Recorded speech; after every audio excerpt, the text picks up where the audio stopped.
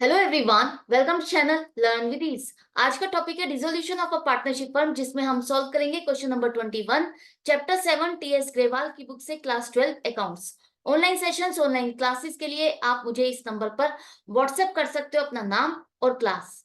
अगर आप टीएस ग्रेवाल के साथ साथ डीके गोयल बुक को भी फॉलो कर रहे हो तो इसी चैनल की प्लेलिस्ट को क्लिक करो, आपको न्यू एडिशन के सॉल्यूशंस अपलोडेड मिलेंगे। साथ में ही कम्युनिटी सेक्शन में एमसीक्यूज मिलेंगे क्विज की फॉर्मेट में और एमसीक्यूज के सॉल्यूशन शॉर्ट्स में। तो बहुत कुछ है चैनल पर, विजिट द चैनल। अच्छा लगे तो शेयर और सब्सक्राइब जरूर करना। क्वेश्चन में दिया है, दो पार्टनर है प्रदीप और परेश, जो अपनी फर्म को वाइंड अप करना चाहते हैं, डिसॉल्व करना चाहते हैं, बंद करना चाहते हैं 1 अप्रैल 2024 से।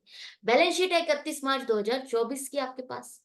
अब ये जो रियलाइजेशन से रिलेटेड काम है, एसेट को बेचना, लाइबिलिटीज को पे करना, वो किसको दिया गया है? प्रदीप को।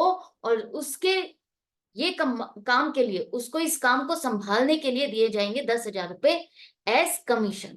साथ में हमने एसेट्स और लाइबिलिटीज को किस तरह से पेमेंट रिसीव की, ये सब कुछ आपको दिया हुआ है। आपको बनाना है रियलाइजेशन अकाउंट। तो सबसे पहले समझो, रियलाइजेशन अकाउंट में आप लिखोगे क्या? डेबिट साइड पर हम एसेट्स लिखेंगे, लेकिन वो एसेट जो आप कैश में कन्वर्ट कर सकते हो, other than cash and bank balance, यहां पर लिखोगे। तो फर्स्ट आएगा बिल्डिंग 3 लाख, इन्वेस्टमेंट्स 30,000, डेटर्स 71,400, ये अलग लिखोगे। और प्रोविजन जो इसके साथ है वो आप क्रेडिट साइड पे लिखोगे। नेट अमाउंट से नहीं लिखोगे 67,400। याद रखना, अगर ऐसा लिखा तो आपके मार्क्स डिडक्ट हो जाएंगे। तो डेटर्स को अलग दिखाना है आपको 71,400, और प्रोविजन 4,000 से अलग दिखाओगे। इसके बाद बैंक अकाउंट आपका रियलाइजेशन अकाउंट में नहीं आएगा। प्रॉफिट एंड लॉस अकाउंट का बैलेंस है, डेबिट बैलेंस है, लॉस है, ये आपका रियलाइजेशन अकाउंट में ट्रांसफर नहीं होगा। तो इसका होगा क्या? इसको आप जैसे पहले वाले चैप्टर्स में करते थे, प्रॉफिट हो या लॉस हो, पार्टनर्स में डिस्ट्रीब्यूट करके खत्म करते थे उनकी प्रॉफिट शेयरिंग रेशो के हिसाब से, उसी तरह से ये लॉस भी आप पार्टनर्स में डिस्ट्रीब्यूट करोगे उनकी प्रॉफिट शेयरिंग रेशो के हिसाब से। रियलाइजेशन अकाउंट में नहीं लिखोगे। गुडविल, ये गुडविल जो बैलेंस शीट में आ रही है, इसका क्या करें? क्या ये भी पार्टनर से डिस्ट्रीब्यूट होनी है? नहीं, ये गुडविल एक तरह से एसेट है, इसे आप यहां दिखाओगे।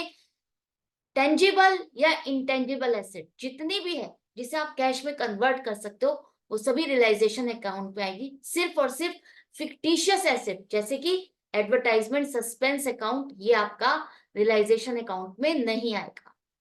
क्लियर है? इसके बाद आता है कि क्रेडिट साइड पे क्या लिखें। आउटसाइड लाइबिलिटीज को आपको क्रेडिट साइड पे लिखना है, जैसे कि sundry creditors 1,29,400, Mrs Pradeep loan 40,000। क्या ये आउटसाइड लाइबिलिटी है? बिल्कुल। पार्टनर प्रदीप है, उसकी वाइफ नहीं। अगर उसकी वाइफ ने फर्म को लोन दिया है तो वो आउटसाइड लाइबिलिटी है, जिसे आप क्रेडिट साइड पे लिखो 40,000। Investment fluctuation reserve 8,000। क्या ये पार्टनर्स में प्रॉफिट शेयरिंग रेशो के हिसाब से बांटकर खत्म करना है, या यहां पर लिखा जाएगा?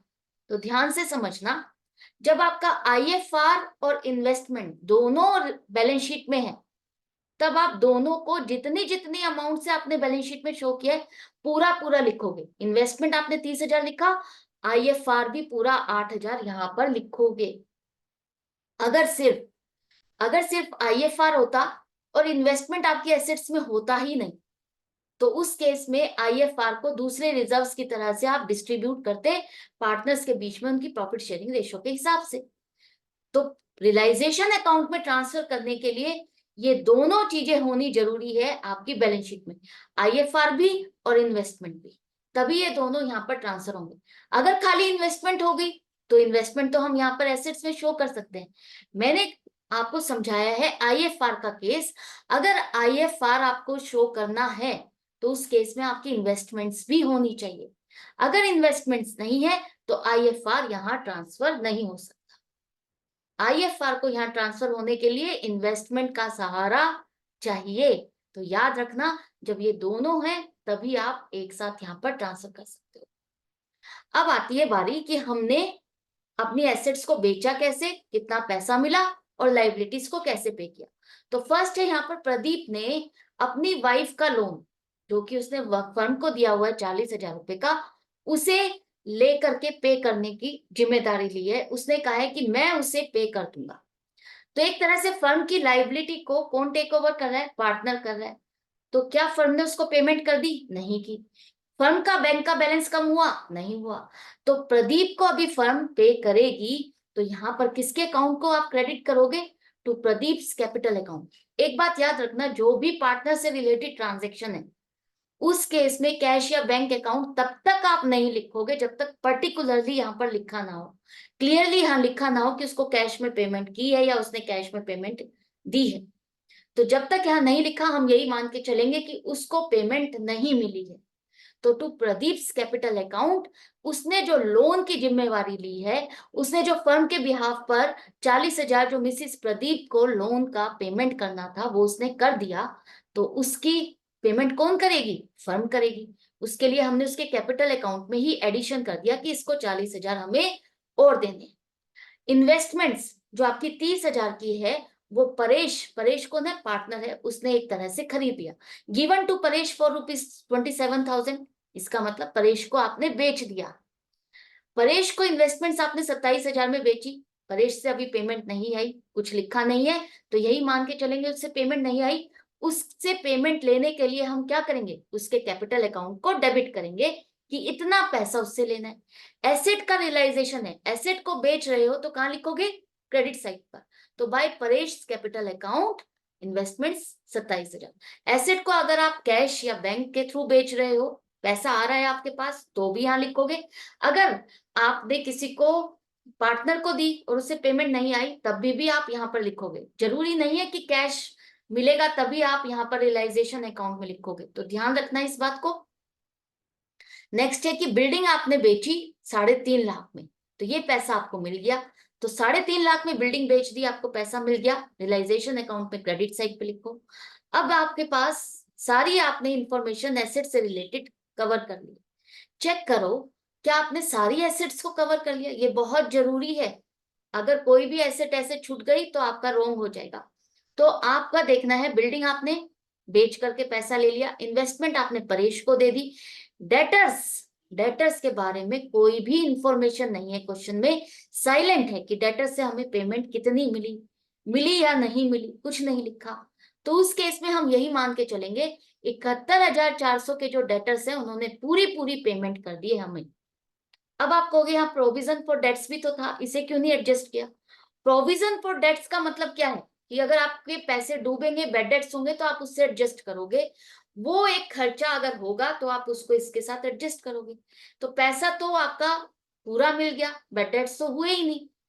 तो एक तरह से ये जो खर्चा आप पहले डाल चुके हो तो वो वापस रिवर्स हो गया एक तरह से। ये क्रेडिट साइड का टोटल ज्यादा होगा तो क्या मतलब है उसका? प्रॉफिट। तो आपने ये प्रॉफिट साइड पे तो डाला 4,000, आपका अगर खर्चा नहीं हुआ तो ये ऑटोमेटिकली आपका प्रॉफिट में ऐड हो गया 4,000 कि हमारा ये खर्चा हुआ ही नहीं, वापस से ऐड बैक कर दो, बैड डेट्स तो हुए ही नहीं। तो पैसा जो मिला 71,400 पूरा मिल गया, ये भी हमने क्रेडिट साइड पे लिखा, और 4,000 का प्रोविजन वो भी क्रेडिट साइड पे। क्लियर है? तो जो पहले का खर्चा हम डाल चुके हैं उसको एक तरह से हमने रिवर्स कर दिया। अब बारी आती है नेक्स्ट, सारी एसेट्स होगी, गुडविल के बारे में बात आती है। 10,000 रुपए की गुडविल, इसके बारे में भी कुछ नहीं लिखा। अब जब टेंजिबल एसेट के बारे में कोई इंफॉर्मेशन नहीं होती, टेंजिबल एसेट मतलब जिसे हम टच कर सकते हैं, देख सकते हैं, वो एसेट अगर उसके बारे में कोई इंफॉर्मेशन नहीं है कि उसको बेच करके हमें पैसा मिला या नहीं मिला, तो हम उसकी मान के चलते कि पूरी की पूरी बुक वैल्यू पर हमने उसको बेचा और उतनी अमाउंट हमको मिल गई।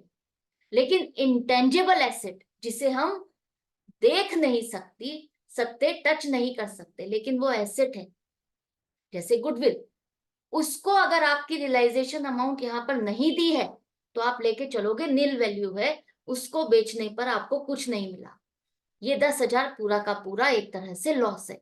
जब तक इसके बारे में यहाँ पर इंफॉर्मेशन नहीं है हम इसको जीरो मान के चलेंगे। क्लियर है?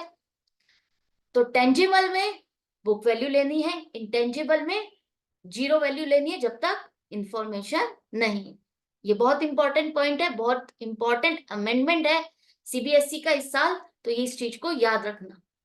अब इसके बाद है कि क्रेडिटर्स की हमने पेमेंट कर दी, क्रेडिटर्स को पेमेंट की है किस हिसाब से? जो 2 महीने बाद पेमेंट करनी थी। हमने अगर अभी फर्म को डिसॉल्व कर दिया और क्रेडिटर्स थे हमारे जिनकी पेमेंट ड्यू थी 2 महीने बाद। हम अपना पीरियड डिसाइड कर लेते हैं ना कि हमने कोई चीज खरीदी, तो हम उसके साथ डिसाइड कर लेते हैं कि हम 90 दिन का क्रेडिट पीरियड ले रहे हैं, इतने दिन बाद पेमेंट करेंगे। तो उस केस में क्या होता है, क्रेडिटर्स कुछ आपको फैसिलिटीज देते हैं कि आप कितने टाइम पीरियड पहले पेमेंट कर दोगे तो आपको इतना डिस्काउंट मिलेगा। तो अगर आप 2 महीने पहले पेमेंट अगर उनको कर रहे हो, हम फर्म को डिसॉल्व कर रहे हैं तो अपनी लाइबिलिटीज को सेटल करेंगे ना पूरी। तो ये क्रेडिटर्स जितने भी थे 1,29,400 रुपए आप 2 महीने पहले ही पेमेंट कर रहे हो, तो उस केस में आपको डिस्काउंट मिलेगा। डिस्काउंट का रेट लिखा है 10% पर एनम। पर एनम मतलब पूरे साल का रेट है, आपको टाइम पीरियड के अकॉर्डिंग कैलकुलेट करना है डिस्काउंट। तो डिस्काउंट का रेट 10% पर एनम है। 1,29,400 पर 10% डिस्काउंट एक 12,940 रुपए तो पूरे साल का बनेगा।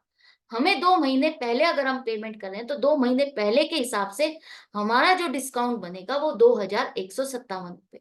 फिर से समझो, यहाँ पर क्रेडिटर्स ने आपको एक फैसिलिटी दी है कि अगर आप पहले पेमेंट करोगे तो आपको डिस्काउंट मिलेगा, और डिस्काउंट का रेट है 10% पर एनम। मतलब पीरियड के अकॉर्डिंग आपको कैलकुलेट करना है कि डिस्काउंट आपने कितने टाइम पहले पेमेंट किया। 2 महीने पहले पेमेंट किया तो उस हिसाब से आपको डिस्काउंट मिलेगा, 4 महीने पहले किया तो उस हिसाब से, 6 महीने पहले तो उस हिसाब से। तो यहाँ पर अगर आपने 2 महीने पहले पेमेंट कर दी है तो 10% पूरे साल का तो डिस्काउंट बनेगा 12,940, और 2 महीने ही पहले आपने डिस्काउंट सॉरी पेमेंट की है तो उसका डिस्काउंट बनेगा 2,157 रुपए, जो कि माइनस करने के बाद आप इतनी पेमेंट कर रहे हो। तो इतनी पेमेंट कर रहे हैं तो टू बैंक अकाउंट क्रेडिटर्स 1,27,243 रुपए इतनी पेमेंट हो गई। लाइबिलिटीज की पेमेंट करोगे तो कहां दिखाओगे, डेबिट साइड पर। अब लाइबिलिटीज में देखो आपने क्या क्या कवर कर लिया। प्रोविजन फॉर डेट्स को छोड़ दो, सन्ड्री क्रेडिटर्स आपने पेमेंट कर दी, मिसिस प्रदीप लोन वो प्रदीप पार्टनर ने टेक ओवर कर लिया। फ्लक्चुएशन रिजर्व ये ऑलरेडी अपने आप एडजस्ट हो गया, इसको भी देखो 30,000 की इन्वेस्टमेंट थी, 27,000 में आपने अगर बेची तो 3,000 का अगर आपको लॉस हुआ तो वो ऑलरेडी इसके साथ एडजस्ट हो गया, और बाकी 5,000 जो बच गया वो आपका प्रॉफिट के साइड पर ही है, जो पार्टनर्स में ही बढ़ जाएगा। क्लियर है। ऑटोमेटिक आपका रियलाइजेशन अकाउंट एक ऑटोमेटिक सिस्टम के साथ बनाया जाता है कि जहां पर प्रॉफिट और लॉस का फिगर एंड में आपके पास अपने आप आ जाता है। एसेट को बेचने पर अगर आपको पैसा ज्यादा मिला तो वो प्रॉफिट है, लाइबिलिटीज को पेमेंट करने पर आपको फायदा हुआ तो वो भी प्रॉफिट है, क्योंकि आप कम पेमेंट करोगे तो यहाँ पर आएगा। क्लियर है। तो अब यहाँ पर आपने सब कुछ कर लिया है, लाइबिलिटीज में सब कुछ कवर हो गया, कुछ नहीं रहा।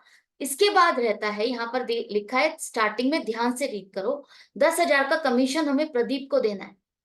तो प्रदीप के साथ हमारी डील हुई है कि वो सारा काम देखेगा और हम उसे 10,000 की पेमेंट करेंगे एज ए कमीशन। तो टू प्रदीप कैपिटल अकाउंट आपने अभी पेमेंट की नहीं है। जो भी पार्टनर्स के साथ डील होती है उसमें कैश या बैंक अकाउंट के साथ आप नहीं करोगे जब तक पर्टिकुलरली लिखा ना हो। तो टू प्रदीप कैपिटल अकाउंट 10,000 रुपए उसका कमीशन जो हमें देना है, और ये क्या है, फंड के लिए खर्चा है। इसी तरह से रियलाइजेशन का खर्चा 2,500 रुपए लिखा है, वो भी आपका रियलाइजेशन अकाउंट में डेबिट साइड पर आएगा। जो ये कमीशन लिखा है इसमें इंक्लूडिंग एक्सपेंसेस नहीं लिखा कि सारा खर्चा भी उसी का ही है, नहीं लिखा ना। तो जब तक नहीं लिखा इसका मतलब वो खर्चा फर्म का है, तो ये फर्म का खर्चा हम यहाँ डालेंगे डेबिट साइड पे। ये भी हो गया क्लियर। इसके बाद बारी आती है कि हम चेक करें कि हमें प्रॉफिट हुआ है या लॉस हुआ है। तो हमें हुआ है प्रॉफिट 38,657 रुपए का। प्रॉफिट शेयरिंग रेशियो के हिसाब से बांटोगे, जब प्रॉफिट शेयरिंग रेशियो नहीं दी क्वेश्चन में, इसका मतलब इक्वल पार्टनर्स है, दोनों को बराबर बराबर हिस्सा मिलेगा प्रॉफिट में, और दोनों के अकाउंट आप क्या करोगे, क्रेडिट करोगे। Realisation account debit to partners capital account, और एंड में लिखो टोटल। तो ये आपका रियलाइजेशन अकाउंट बन गया। आई होप आपको अच्छे से समझ में आ गया, डाउट या कंफ्यूजन नहीं रही होगी। फिर भी अगर है तो आप कमेंट सेक्शन में लिख करके पूछ सकते हो, वरना मेरे साथ प्रैक्टिस करते रहो, बने रहो, कनेक्टेड रहो। मिलते हैं नेक्स्ट वीडियो में नेक्स्ट क्वेश्चन के साथ। Good bye.